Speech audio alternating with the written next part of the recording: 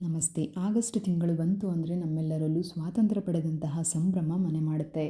ನಮ್ಮ ದೇಶಕ್ಕೆ ಸ್ವಾತಂತ್ರ್ಯ ತಂದುಕೊಡೋದಕ್ಕೆ ಶ್ರಮಿಸಿದಂತಹ ಅನೇಕ ಸ್ವಾತಂತ್ರ್ಯ ಹೋರಾಟಗಾರರ ನೆನಪಿನಾರ್ಥ ಸ್ಕೂಲ್ಸ್ ಮತ್ತು ಕಾಲೇಜಸ್ಗಳಲ್ಲಿ ಅನೇಕ ಚಟುವಟಿಕೆಗಳನ್ನು ಹಮ್ಮಿಕೊಂಡಿರ್ತಾರೆ. ಅದರಲ್ಲಿ ಒಂದು ಈ ಟ್ರೈ ಕಲರ್ಫುಲ್ ಪ್ರಿಪ್ರೇಷನ್.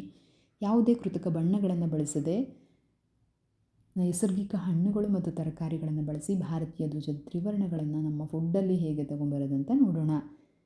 ನಾನಿಲ್ಲಿ ಬಳಸಿರುವ ಎಲ್ಲ ಸಾಮಾನುಗಳು ಸಹ ಅಡುಗೆ ಮನೆಯಲ್ಲಿ ಆರಾಮವಾಗಿ ಸಿಗುವಂಥದ್ದು. ಮೊದಲು ಡ್ರೈ ಫ್ರೂಟ್ಸ್, ನಟ್ಸ್ ಮತ್ತು ಸೀಡ್ಸ್ನಿಂದ ಒಂದು ಕಾಂಬಿನೇಷನನ್ನು ತಯಾರಿಸೋಣ. ಆರೆಂಜ್ ಬಣ್ಣಕ್ಕಾಗಿ ನಾನಿಲ್ಲಿ ಆಪ್ರಿಕಾಟ್, ಬಿಳಿ ಬಣ್ಣಕ್ಕಾಗಿ ಮಖಾನವನ್ನು ಬಳಸಿದ್ದೀನಿ.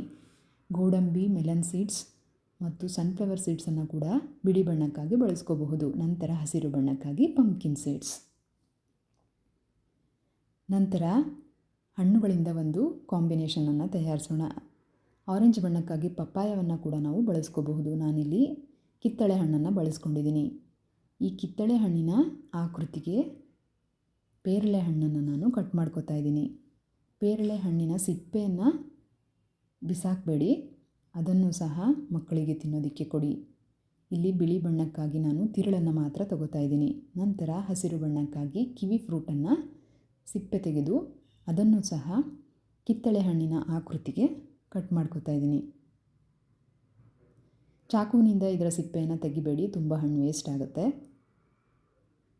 ಈ ರೀತಿ ಅದನ್ನು ಸಹ ಕಿತ್ತಳೆ ಹಣ್ಣಿನ ಒಂದು ಆಕೃತಿಗೆ ಕಟ್ ಮಾಡ್ಕೊಂಡಾದಮೇಲೆ ಇವೆಲ್ಲವನ್ನು ಒಂದು ಟೂತ್ ಪಿಕ್ ಸಹಾಯದಿಂದ ಸೇರಿಸಿ ನಮ್ಮ ತ್ರಿವರ್ಣಗಳನ್ನು ತಯಾರಿಸ್ತಾ ಇದ್ದೀನಿ. ನೋಡಿ, ಕೇಸರಿ, ಬಿಳಿ, ಹಸಿರು. ಇವುಗಳನ್ನು ನಾವು ಕೇವಲ 5ರಿಂದ 10 ನಿಮಿಷದಲ್ಲಿ ತಯಾರಿಸಬಹುದು. ಈ ರೀತಿಯಾಗಿ ಮಾಡಿಕೊಟ್ಟಾಗ ಮಕ್ಕಳಿಗೂ ಸಹ ತುಂಬ ಖುಷಿಯಾಗುತ್ತೆ. ಇದು ನೋಡೋದಕ್ಕೂ ಚೆನ್ನಾಗಿರುತ್ತೆ ಮತ್ತು ತಯಾರಿಸೋದಕ್ಕೂ ಕೂಡ ತುಂಬ ಸುಲಭ. ನಂತರ ತರಕಾರಿಗಳಿಂದ ಒಂದು ಟ್ರೈ ಕಲರ್ ಸಲಾಡನ್ನು ತಯಾರಿಸೋಣ. ಅದಕ್ಕೆ ಮೊದಲು ಕ್ಯಾರೆಟನ್ನು ಈ ರೀತಿಯಾಗಿ ರೆಕ್ಟ್ಯಾಂಗಲ್ ಶೇಪಲ್ಲಿ ಕಟ್ ಮಾಡ್ಕೋತಾ ಇದ್ದೀನಿ. ನಂತರ ಉಳಿದ ಮುಂದಿನ ಭಾಗವನ್ನು ನಾನು ರೌಂಡ್ ಶೇಪಲ್ಲಿ ಕಟ್ ಮಾಡ್ಕೋತಾ ಇದ್ದೀನಿ. ಈ ಎರಡು ಶೇಪಲ್ಲಿ ಈಗ ಟೂತ್ ಪಿಕ್ ಸಹಾಯದಿಂದ ಸಲಾಡನ್ನು ತಯಾರಿಸೋಣ. ನಂತರ ಮೂಲಂಗಿಯನ್ನು ಸಹ ಕ್ಯಾರೆಟ್ ರೀತಿಯಲ್ಲೇ ಕಟ್ ಮಾಡ್ಕೊಳ್ಳೋಣ. ಈ ತರಕಾರಿಗಳನ್ನು ಬಳಸುವ ಮೊದಲು ಉಪ್ಪು ನೀರಿನಲ್ಲಿ ನೆನೆಸಿ ಸಿಪ್ಪೆ ತೆಗೆದು ಬಳಸುವುದು ಸೂಕ್ತ. ಈಗ ಕ್ಯಾರೆಟ್ನ ಸೈಜ್ಗೆ ಹೊಂದುವಂತೆ ಮೂಲಂಗಿಯನ್ನು ಸಹ ನಾವು ಕಟ್ ಮಾಡ್ಕೊಳ್ಳೋಣ.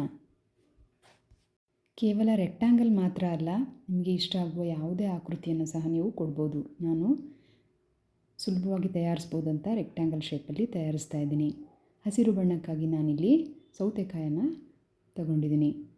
ಅದರ ಮುಂದಿನ ಭಾಗವನ್ನು ಈ ರೀತಿ ದುಂಡಾಗಿ ಮತ್ತು ಹಿಂದಿನ ದಪ್ಪ ಭಾಗವನ್ನು ನಾನು ರೆಕ್ಟ್ಯಾಂಗಲ್ ಶೇಪಲ್ಲಿ ಕಟ್ ಮಾಡ್ಕೋತಾ ಇದ್ದೀನಿ.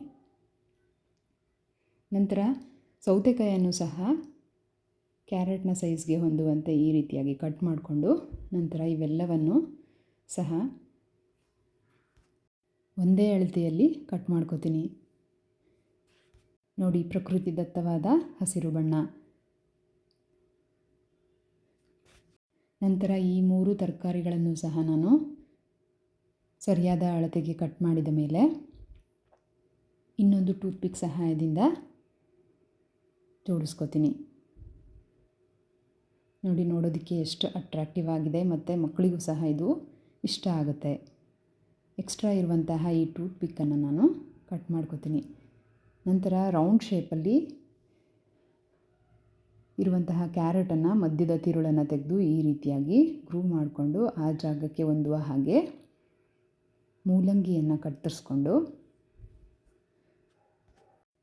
ಅದರ ಮೇಲೆ ಸಣ್ಣ ಒಂದು ಸೌತೆಕಾಯಿಯ ತುಂಡನ್ನು ಇಟ್ಟು ಅದನ್ನು ಸಹ ಟೂತ್ ಪಿಕ್ ಸಹಾಯದಿಂದ ಚುಚ್ಚಿ ಇಟ್ಕೋತಾ ಇದ್ದೀನಿ.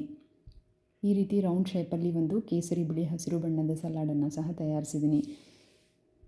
ಈ ರೀತಿ ಡಿಫ್ರೆಂಟ್ ಆದ ಶೇಪ್ಸ್ ಮತ್ತು ಸೈಜ್ಗಳಲ್ಲಿ ಡಿಫ್ರೆಂಟ್ ವೆಜಿಟೇಬಲ್ಸ್ ಕೂಡ ನಾವು ಬಳಸ್ಕೋಬಹುದು. ಈಗ ತ್ರಿವರ್ಣ ಧ್ವಜದ ಬಣ್ಣಗಳನ್ನು ಹೋಲುವಂತಹ ಕ್ಯಾರೋಟ್, ಕಾಯಿ ತುರಿ ಮತ್ತು ಕೊತ್ತಂಬರಿ ಸೊಪ್ಪನ್ನು ಬಳಸ್ಕೊಂಡು ಕೋಸಂಬರಿಯನ್ನು ಹೇಗೆ ತಯಾರಿಸೋದು ನೋಡೋಣ. ನಾನು ತುರಿದಂತಹ ಕ್ಯಾರೋಟನ್ನು ಮೊದಲು ಈ ರೀತಿಯಾಗಿ ಜೋಡಿಸ್ಕೊಂಡು ನಂತರ ಸ್ವಲ್ಪ ಕಾಯಿ ತುರಿಯನ್ನು ಹಾಕಿ ಅದರ ನಂತರ ಕೊತ್ತಂಬರಿ ಸೊಪ್ಪನ್ನು ಸಹ ಜೋಡಿಸಿ ನಮ್ಮ ಧ್ವಜದ ಬಣ್ಣಗಳಿಗೆ ಹೋಲುವ ಹಾಗೆ ಈ ರೀತಿ ತಯಾರಿಸಿದ್ದೀನಿ. ಇದರ ಮೇಲೆ ಸ್ವಲ್ಪ ಉಪ್ಪು ಮತ್ತು ನಿಂಬೆಹಣ್ಣನ್ನು ಸೇರಿಸೋದ್ರಿಂದ ಮಕ್ಕಳಿಗೆ ತಿನ್ನೋದಕ್ಕೆ ತುಂಬ ರುಚಿಯಾಗಿರುತ್ತೆ ಮತ್ತು ಆರೋಗ್ಯಕರವಾಗಿ ಕೂಡ ಇರುತ್ತೆ. ನಂತರ ಹಸಿರು ಸೊಪ್ಪುಗಳು ಮತ್ತು ಕ್ಯಾರೆಟನ್ನು ಬಳಸಿ ತ್ರಿವರ್ಣದ ಇಡ್ಲಿಗಳನ್ನು ತಯಾರಿಸೋಣ.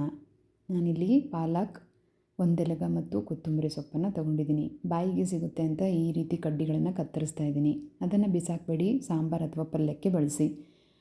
ಮೊದಲು ಕ್ಯಾರೆಟನ್ನು ಒಂದು ಮಿಕ್ಸಿ ಜಾರ್ಗೆ ಸೇರಿಸಿ ಅದರ ಬಣ್ಣವನ್ನು ಹೆಚ್ಚಿಸೋದಕ್ಕೆ ಸ್ವಲ್ಪ ಅರಿಶಿಣದ ಪುಡಿಯನ್ನು ಸಹ ಸೇರಿಸಿ ಇಡ್ಲಿ ಹಿಟ್ಟನ್ನು ಇದಕ್ಕೆ ಸೇರಿಸಿ ನಯವಾಗಿ ಈ ರೀತಿ ರುಬ್ಕೊಂಡಿದ್ದೀನಿ.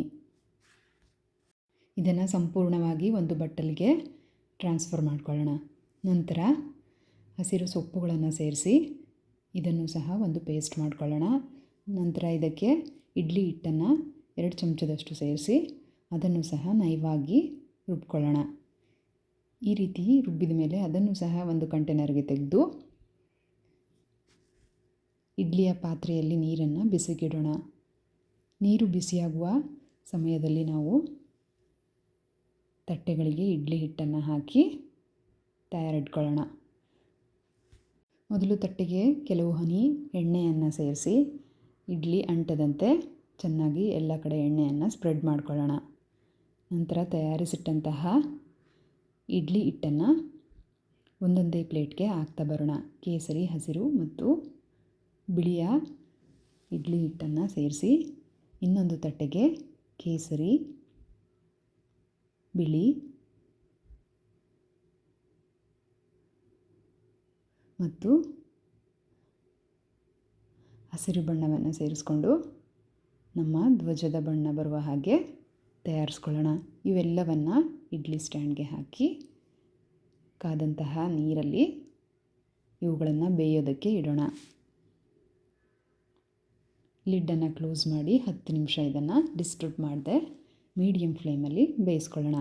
10 ನಿಮಿಷ ಆದಮೇಲೆ ಈ ರೀತಿ ಬಣ್ಣ ಬಣ್ಣದ ಆರೋಗ್ಯಕರ ಇಡ್ಲಿಗಳು ತಯಾರಾಗಿದೆ. ಸಂಪೂರ್ಣ ತಣ್ಣಗಾದ ಮೇಲೇ ಇಡ್ಲಿಯನ್ನು ತೆಗೆಯೋದ್ರಿಂದ ಈ ರೀತಿ ಇಡ್ಲಿಗಳು ಕಟ್ಟಾಗದೆ ಶೇಪಲ್ಲಿ ಬರುತ್ತೆ. ಈ ರೀತಿಯ ಕಟರ್ಗಳನ್ನು ಬಳಸಿ ಸಹ ನಾವು ಡಿಫ್ರೆಂಟ್ ಆಕೃತಿಯ ಇಡ್ಲಿಗಳನ್ನು ತಯಾರಿಸ್ಬೋದು. ಮಕ್ಕಳಿಗೆ ಇದು ತುಂಬಾ ಇಷ್ಟ ಆಗುತ್ತೆ. ಮೊದಲು ನಾನು ರೆಕ್ಟ್ಯಾಂಗಲಲ್ಲಿ ಇದನ್ನು ಕತ್ತರಿಸ್ಕೊತಾ ಇದ್ದೀನಿ.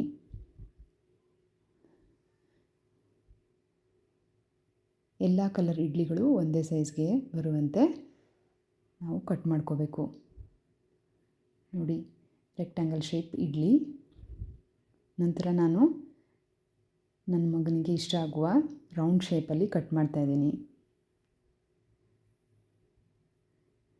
ಈ ರೀತಿ ಒಂದು ಚಿಕ್ಕ ಮುಚ್ಚಳದ ಸಹಾಯದಿಂದ ರೌಂಡ್ ಶೇಪ್ ಇಡ್ಲಿಗಳನ್ನು ನಾವು ತಯಾರಿಸಬಹುದು. ಇನ್ನೊಬ್ಬ ಮಗನಿಗೆ ಸ್ಟಾರ್ ಶೇಪ್ ಇಡ್ಲಿ ಬೇಕಂತೆ, ಅದಕ್ಕೆ ನಾನು ಸ್ಟಾರ್ ಶೇಪ್ ಕಟ್ಟರಿಂದ ಇಡ್ಲಿಗಳನ್ನು ತಯಾರಿಸಿದ್ದೀನಿ.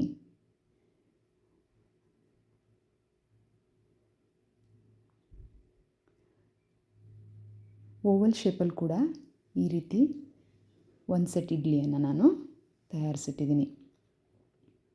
ಈ ರೀತಿಯಾಗಿ ನಿಮಗಿಷ್ಟ ಆಗುವ ಶೇಪಲ್ಲಿ ನೀವು ಮಕ್ಕಳಿಗೆ